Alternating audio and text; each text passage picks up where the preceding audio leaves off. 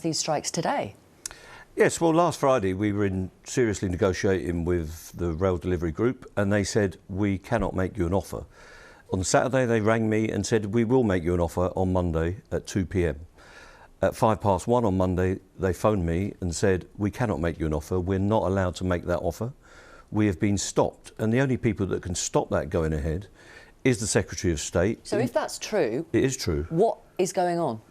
I don't know. The Secretary of State, in writing, in their contracts, is responsible for industrial relations and their negotiating mandate. It's written into their contracts. They were stopped from doing it. The only people that can stop them, because there's nobody more senior in transport than the people that I speak to, is the Secretary of State. So he told me, face-to-face and on the telephone, on a one-to-one call, that the offer would be made. And then he had to ring back and say, I'm very sorry, I'm not allowed to make that offer. So I have to work out what's going on. I'll meet Mark Harper on Thursday and I'll say to him how disappointed we are and that he holds the key to this dispute. But in the meantime, you have chosen dates to go on strike at a time of year that is so important to so many people. Yeah, and you've chosen those dates. Well, we cancelled strike action for the Queen's death. We cancelled strike action I'm talking about on now, Poppy the Day. week before Christmas. And we haven't been on strike for nearly 2 months. Why have you chosen these dates? Because the strike has to be kept alive, the dispute has to be kept alive, and the Secretary of State, we believe, has scuppered the talks that were coming to maturity. Dates? 2 years people have not been able to see their family. It's a time when people are travelling all over the country to relatives, hoping after 2 years of a nightmare they can be together. Well, and you've chosen these dates. The dates that we've selected avoid the Christmas period. Our strike action will finish on the 17th, and there is a complete week before Christmas Day that people can make their arrangements. So people should be grateful? I didn't say they should be kept grateful. You asked us why we've chosen the dates. The dates we've chosen avoid the Christmas period, and everybody should be able to travel if the train operating companies can run a service. Let's not forget they are completely incapable of running a service when there's no industrial action, which hasn't been in existence for the last 2 months, to allow for these talks, which have produced nothing. Let me tell you what the British Beer and Pub Association say about this. It's devastating news for their industry. Pubs across the country will be relying on a busy Christmas period to pull them through what is set to be an incredibly difficult winter. They're hoping to make the most of Christmas party bookings and festive gatherings for the first time in 3 years. The weeks of the strikes are our busiest. UK hospitality. This will deal a hammer blow to hard-pressed hospitality businesses. Yeah, and they need to take this up with the government as well as us. This government is intent on pursuing this industrial action. They don't want a settlement to the dispute. I can't understand why they've scuppered that, why they won't allow Network Rail or the train operating companies to make an offer.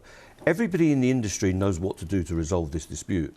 The only people who have stopped that have been Grant Shapps, Anne-Marie Trevelyan and now Mark Harper. They've done nothing except sit on their hands and make bellicose statements up until now about the unions and about the future of industrial relations. You've had 8 strikes so far and they've all failed because you're still doing it. Well, they haven't failed because they haven't implemented their plans to cut thousands of jobs.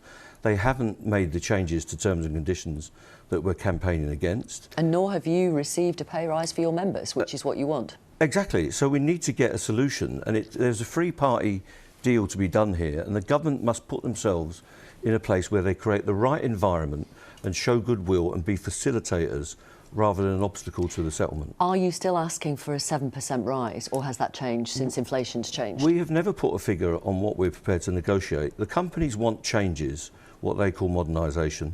We want job security and a suitable pay rise. When we get an offer that is worthy of consideration, we will put that to our members in a referendum and they will decide whether they support the proposals.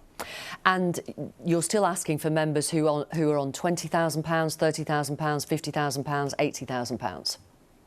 We're asking for a settlement across the railway industry. Some of our members are on 18,000. Most of our members are on less than 32,000 in this dispute. There are some higher paid people and lower paid people, just as there are in this studio right now. They all deserve a pay rise because they're all struggling with the cost of living crisis. And that's true across the country in all sectors.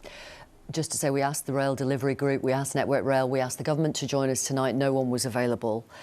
If these... Well, I wonder why. If these strikes don't lead to a deal, will you call more? Is there further escalation on the cards? Well, we have a mandate for the next 6 months under the government's anti-trade union laws. We are seeking a settlement. I attend these meetings personally. Senior officers attend these meetings. We're in negotiations with Network Rail again on Friday. I don't know when the rail operator is going to bring us back. But if there is a deal to be done, we'll be there trying to hammer it out with the people across the table.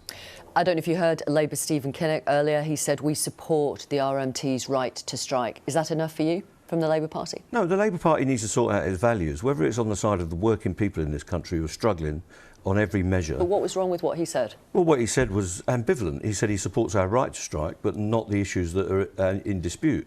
He hasn't said he'll support the nurses and health workers, our educators and our people in the private sector. The only people that are getting pay rises at the minute are people like the Liverpool dockers who've got 14 to 18% through forceful industrial action.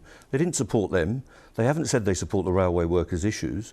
They say they support our rights. That's good, but they've got to identify with working people's struggles to get working people's votes in the future. Thank you very much for talking to our viewers tonight. Thank you.